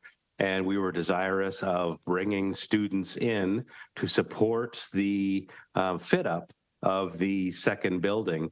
But we weren't 100% sure that we would be able to bring students in due to safety and permitting and all the other requirements. So we decided not to apply for Canada Summer Jobs funding for that second location for fear that we would not be able to employ them there. If we thought that we might be able to switch them between locations, we could have even doubled the amount for one location and then moved them to the other location. And then in regards to our construction, we may have times where we can employ students on a specific build site, but then, we bring in a professional to do specific work, which prevents students from being there for a period of days and weeks. We need another location where we can send students for safety reasons and other reasons, and we can do so, but it lands in another riding. So from a construction standpoint, especially, we rarely bring in students because we need to shift them from location to location and riding to riding. And unless we can absolutely guarantee that we've got a span of work for them, we do not apply. See Madame Chabot, Madame. Thank you, Ms. Chabot. Ms. Cirillo. Thank you very much. And I'm going to go to Ms. Ackerman second, because I want to hear some of her thoughts around hiring employees with disabilities, and also how do we connect them to those 92 organizations you spoke about. You have so much knowledge and such a strong network. But I'm going to start with Mr. Peterson, because I just want to express how much I appreciate the work that you do in the community. And I know that you've gone through many challenges. You used to have physical space, and some changes in the municipality have forced your organization to resettle in a different space, and you've done a tremendous job. And I think that your comments on the importance of these Canada Summer Jobs to social impacts within the community are so important. And so my question is just around, you mentioned that you have a really strong, diverse group of candidates as well as students that come into the camp. Do you have any suggestions for the Summer Jobs Grant Program, how they could incentivize the hiring of youth from other equity-seeking groups? How do we make that more accessible to equity-seeking groups? Or do you have any thoughts on that for the hiring process or the advertising process even? No, thank you so much for that question. We're fortunate that we have strong representation in our staff population that has organically grown just by the nature of the multicultural community that we're in. How to make that work on a federal level, I'm not sure. I know from the community level, we have a number of community associations that deal with all aspects of the multicultural society, and we're able to go through them and make use of other contacts for reaching out for people for those. I'm not sure at the provincial and national level, but certainly I think anytime you're trying to apply for or reach out for having students apply for jobs, the more opportunities we have of touching different sectors, the better it would be. And certainly, recruitment is not an easy thing. I think most people probably mentioned how that you have to work quite hard to get applications, and it's just making sure that we're representative from all those sectors. Might have to involve the provincial and national bodies for some of these areas to provide an avenue for reaching out for job applications. Mm-hmm. Thank you for that. Thank you. I'm going to go to Ms. Ackerman. I don't have a lot of time, so that's why I'm sorry if I seem I'm cutting you short, Mr. Peterson. You mentioned around disability. So this is an underrepresented group in this program. They under-index in relation to the general population in this program. So I'm very interested in how we increase that. And you did mention about the 92 organizations that you have as touch points. How do we give more education to these students and young people that you're employing of how to tap into those networks? Is it something Canada Summer Jobs Grants can do, in your opinion? Canada Summer Jobs can go with the school boards and work with their co-op programs and go into the high schools. That would be really good because that's where those high school students are going. And the same with the university boards, is that Canada Summer Jobs. Different points also. So you've got all the government agencies that have neurodiversity, all the autism. If you have an identification, you usually have a support somewhere. So if there is a training summer job, like one level lower than the 4,200 that you give per person, give about 2,000, so we can start training people out of high school and a little bit more mentor, because again, you can't pay them the same amount, right? That minimum wage. So there's a training program that leads them into summer employment.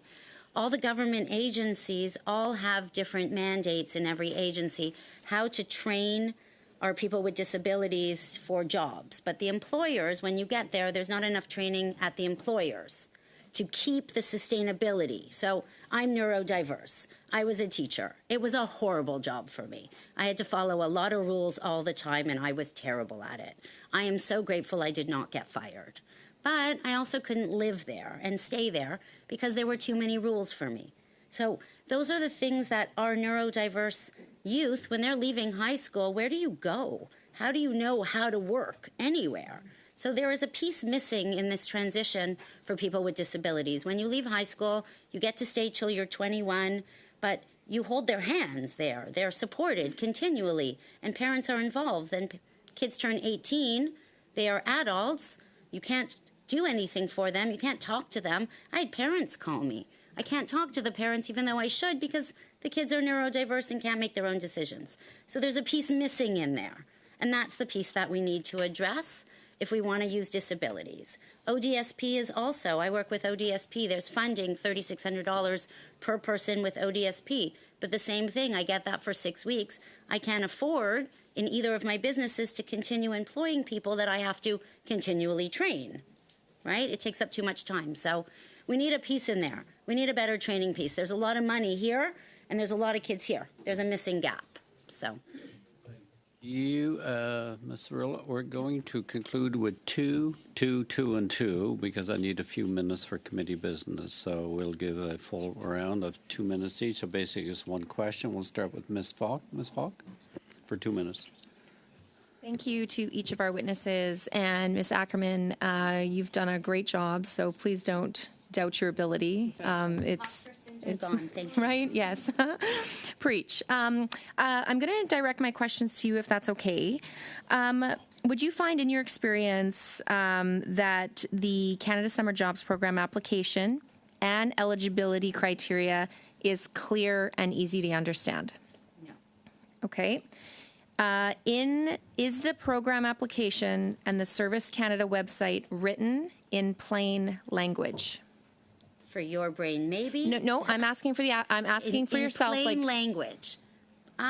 Simple, easy to understand. Not for me, no. Not for you. Okay. Would you find that in order for you to apply, do you think, in your experience, that it is easier for organizations to apply that have experience or experienced staff on hand who have grant writing experience? Is it easier for them to apply? Sure, definitely easier if you're an organization and has more staff. Yeah, it took me 65 hours in total to work on the grant in all the pieces, all the payroll, all the applications, 65 hours. So what are some tangible things that this committee can suggest to make it easier for people like yourself, who's maybe like a one person doing the work, make it easier for people like yourself to apply for this program so that you can continue doing the work that you're doing?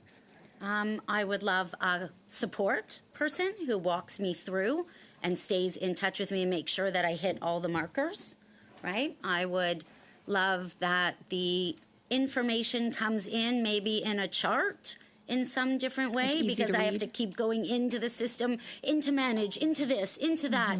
I try and cut and paste all the numbers so that I can follow them. Like, I can show you my system of organization. I did, so yes, it's hard. Thank you. Use your time, Ms. Falk. Ms. Hefner for 2 minutes. Thank you, Chair, and I would also like to thank all the witnesses for their testimony here today. I think we've heard really great testimony throughout this study about how important and valuable Canada Summer Jobs is, and also things that employers would like: more flexibility. Of course, everyone wants more money for their program, and that's understandable. I'd like to address a point made by my colleague, MP Ferrari, about, it might not be Stats Can's job to collect statistics about this program, but the department that administers it certainly does collect data about how well it is. For example, 89% of youth participated, developed, and or strengthened their employment skills. 97% had developed transferable skills. 89% developed a positive attitude about their future employment prospects. 97% of employers would reapply for the program. 96% of employers were very satisfied or somewhat satisfied with the program. And we've also heard about this number of 10% of priorities, which is national or local priorities, which I don't think is accurate Point of order, either. Mr. Chair. 15% national priorities. Clearly state your order. Thank you. If she's referring to me, can we have that tabled to the committee, just what she's referring to and what those stats are of what she's using? That'd be great. Thank you. Sure, absolutely. And I think it'll be really helpful. I was going to say, when we're talking about this 10% number, I don't think it's accurate. And so hopefully this committee will be enlightened when the department comes back with those details. And Mr. Ferris, so good to see you again. Thank you for your testimony today. I understand, so you're aware that you can apply, Habitat for Humanity can apply in different ridings, in different municipalities. You're not restricted to just one riding. So my question for you is, am I out of time already? You are over time. Oh, but I was interrupted. Good stats, though. Thank you. We now have to go to Madame Chabot. Madame Chabot, pour 2 minutes. Oh, yes, Oui. so good. Ms. Chabot, you have 2 minutes. Thank you, Chair. Well, with those 2 minutes,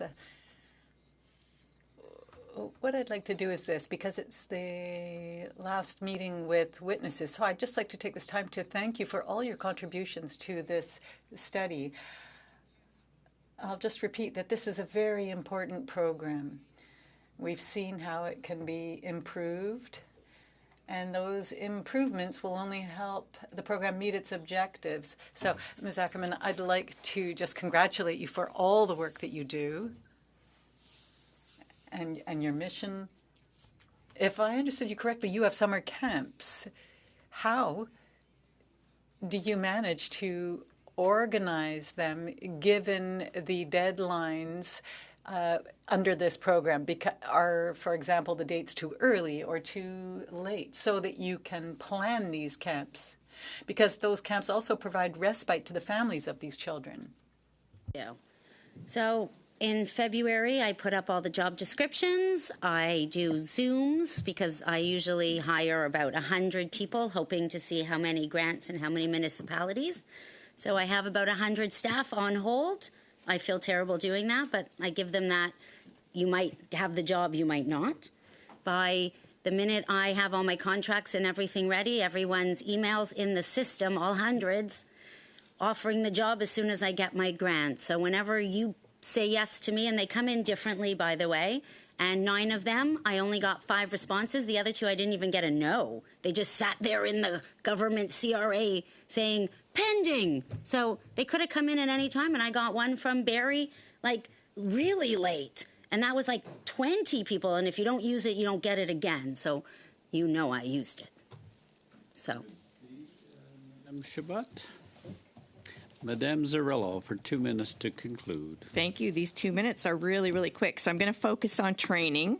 So I am hopeful. I'm going to ask Mr. Peterson and then Ms. Ackerman. I'm hopeful that we will get a recommendation out of this report to expand the weeks from 8 weeks to at least accommodate the reality of training needs, the need for training.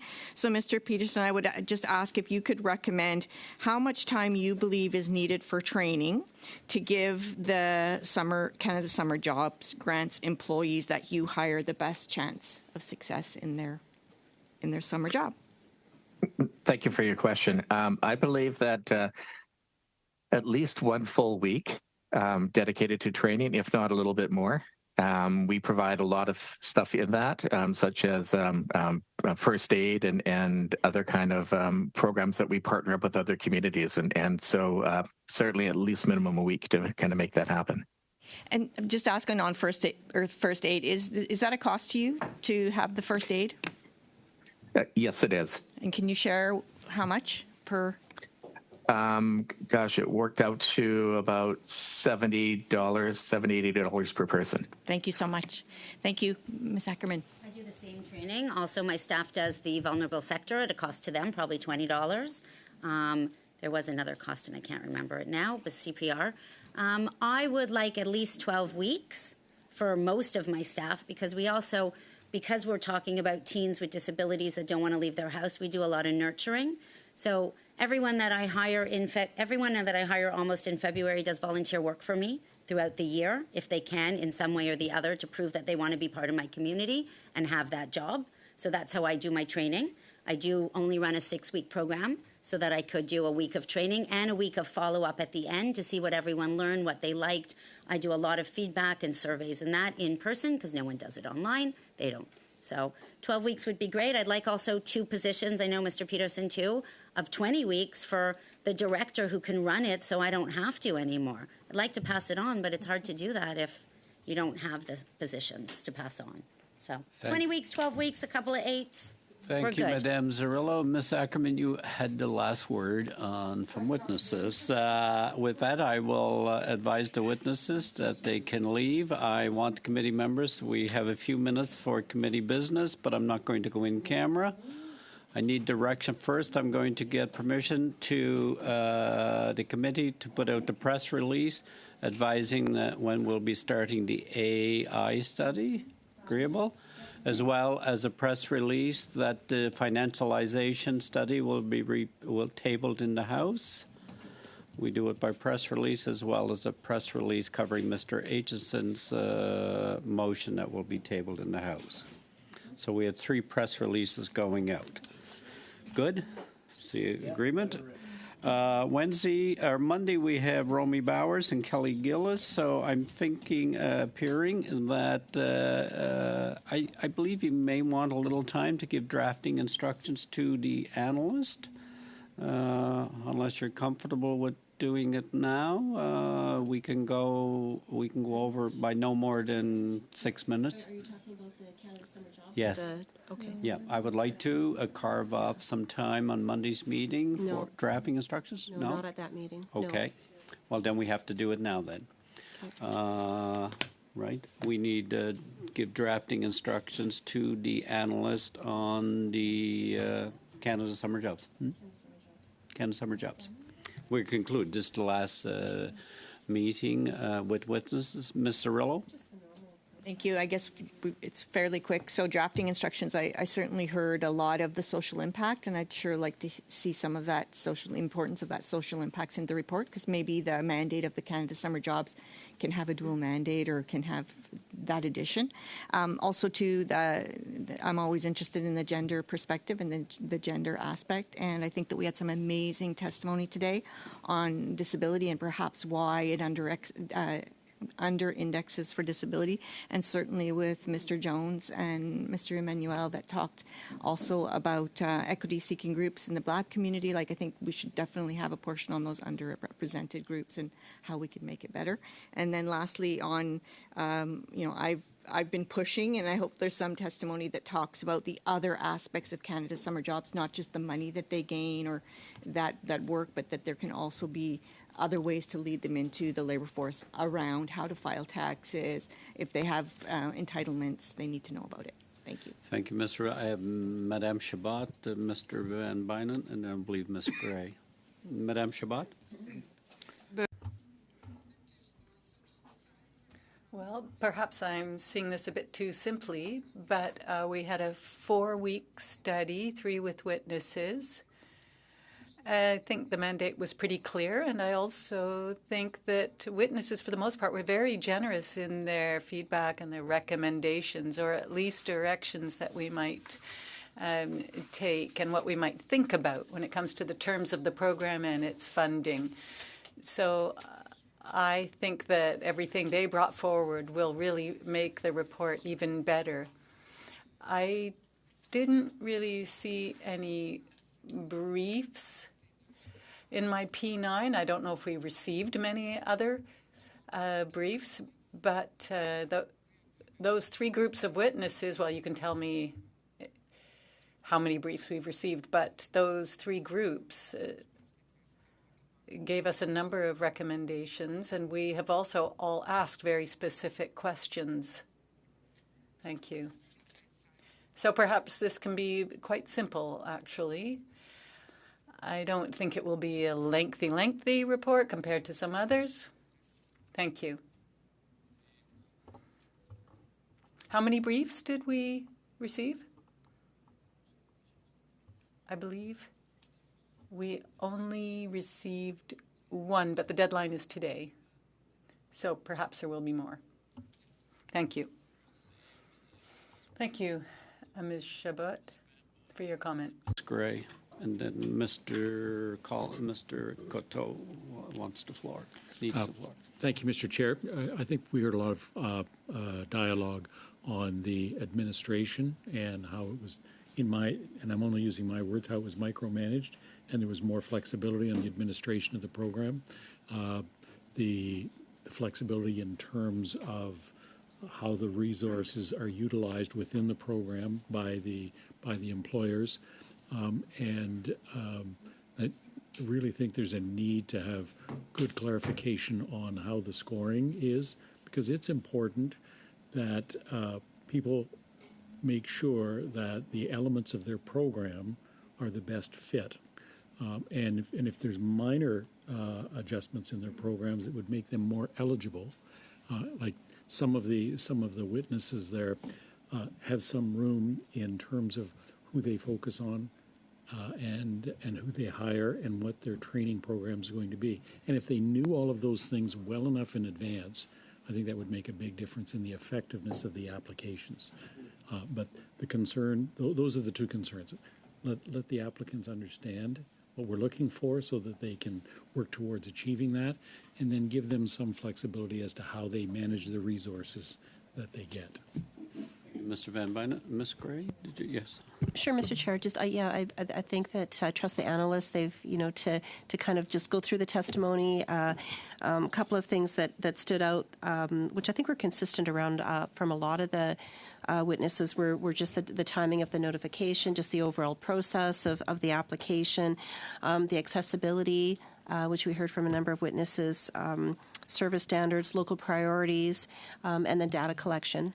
So, but that's all testimony that you heard. Yeah. Ms. Ferrari wants the floor. Or Ms. Gray, sure. are you finished? Yes. Thanks. Ms. Ferrari? Yeah, I would echo what my colleague, Ms. Gray, said.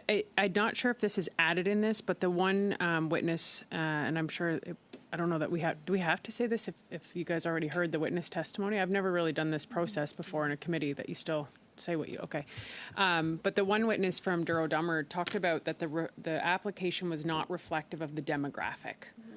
And the rural component of it. So I think that's a really key piece when we're looking at this, that it's like you can't punish a region of Canada for not being diverse enough if they don't have the diversity there. And then to Ms. Gray's point, data obviously is a big piece of it. The timing of notification, accessibility, and service standards like follow-up as well. Thanks. And local priorities, obviously, too. Thank you. That's good, clear. Analysts, anything good? Lenny? Thank you. So I just had 2 additional follow-up questions. One of those is a smaller one. Just is the committee interested in continuing with the approach of having those pull quotes, like with the financialization report? And the second question is around whether there's a specific deadline for this one. I know the committee's calendar is scheduled until the end of December. So just if there's a particular time when the committee would like to consider this one. Shabbat. Non, je souhaite pas. I don't necessarily want those quotes for the report. And I also have a question. The earlier, the better, I think. Now, I know that we've all received our schedules, our programs, but I'm wondering if we could perhaps speed up the process for the report so that we can table it sooner. And perhaps it would help then if we had those recommendations. It would help. But obviously, you have to do the work. But perhaps contrary to, unlike other reports, we could do this a little faster. Yeah, thank you, Mr. Chair. I was just going to say that for to be cutting into other time to be having committee business, we've already got a full calendar. We know that as we've just heard that we've already gotten from the department, to do our priorities for next year. So it's already done. Like it's already done, right? So it's not. There aren't really going to be any changes, you would think, for this year. So I wouldn't want to bump something else to have a committee business day taken away from other legislation and other things that we need to be doing. So thank you, Ms. Gray. We cannot alter the calendar without the committee choosing to it. I have 2 final points on the A1 study. The department has it's been recommended that the Minister of Employment Workforce Development would be better able to address the issues than the Minister of Labour who we invited.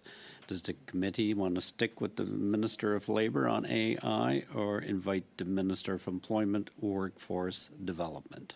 We can have them both. Fine. I think it should be both then. Great idea. Okay. Decision made. Okay. We'll invite. It's yeah. Well, okay. Couple hours, so you want the Minister of Employment? We'll do. We'll invite them. We don't tell who comes. So maybe 1 hour each. Yeah, and I would even suggest the Minister for Innovation, like. No, well, don't get to. He is here. No. He is here. One final point, Mr. Coteau, you want to brief the committee on the option of submitting a travel attached to your study. Yeah, so there's apparently a lot of witnesses that we've invited, which is great. And thank you to everyone who's submitted, if you've submitted names, I know we submitted a bunch of names. But in addition to that, I think going out there and seeing AI in action is actually something we should be doing. We submitted I guess we filled out the form and we asked for the consideration of the following destinations to Boston, Seattle, Toronto, Montreal. And I'd also like to add San Francisco as an option because of Silicon Valley. And I'd like to consider, yeah, yes, okay, good. Focus. I'd like to, to have us consider. I know that it's hard during the regular parliamentary cycle, but maybe sometime in January, maybe one day in Toronto, one day in Montreal, either or. But then maybe 2 days in Boston, and then maybe 2 days either in Seattle or San Francisco. So that would be my recommendation to the committee, if it's possible, if we can fit that in, and I think it would benefit our study overall.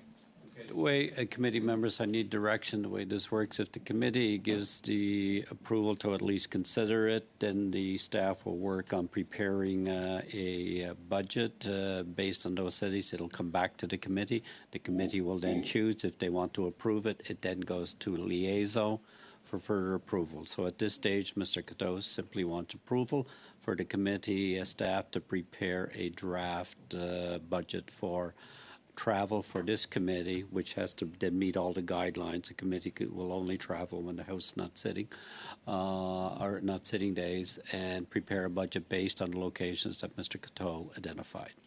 Okay with having us prepared? This is the last few days before we meet the deadline. I'd like to have some time to consider that before making a decision today. Okay, at the latest, then I would like to make a decision by Monday. It's the latest. Monday is the latest. Just to, well, Whether to look at it. Well, you don't want to bog down staff's time doing that. That's fine, Ms. Gray. We have it on the floor. Monday, we have to make a decision as a committee. And just through you, Mr. Chair, can we just make sure that San Francisco's added into that? Okay, thank you. Yeah. So what we'll do, we'll prepare a little item on it and send it out. Mr. Chair, would you be willing to Tension. would you be willing to look at? I mean, Monday we've got a full meeting. I don't really want to. We can't really go later, and I don't want to cut into having committee business time on Monday's meeting. So perhaps maybe at one of the AI meetings that we have, we could discuss it. Well, then. just the timeline is running out. We need about you make a quick decision on Monday. It'll take all of 3 minutes to say yes or no. In my opinion, you'll have the analysts of where we'll send out where Mr. Cateau to the committee wants to travel locations. 1 minute. 1 minute at the end of the meeting. And we'll have a couple of minutes at the end of the meeting to. It's the committee's choice. The committee has to support it or turn it down. Mr. Process, if you don't mind, just so we're all clear. How does it work? You make a recommendation today. The committee votes on it. Is that correct, or is there consensus? The staff will prepare a general budgetary outline that'll come back for the committee. This committee must vote to refer to the liaison committee. Mr. Chair, if I may, I would like to see in writing what the proposal is. So if you don't mind putting something together that can be circulated to the committee members, so because we just had a quick verbal conversation here, so I'd like to see in writing sort of what you said verbally in writing, and then we can look at it. So can I just say the whole point? Like it's that simple. Can we go to Seattle, San Francisco, Montreal, Toronto, and Boston? Committee can go to wherever it chooses. And then we vote on it, and then we're not actually going. The clerk is going to work with their team Fair to enough. prepare So if we could get that in writing, what it is, where the places are, what it all is in writing. I'm about to lose translation, so Mr. We'll do that for Monday. I would like to move a motion to adjourn. Thank you. We'll submit it to all the committee members. Adjourn.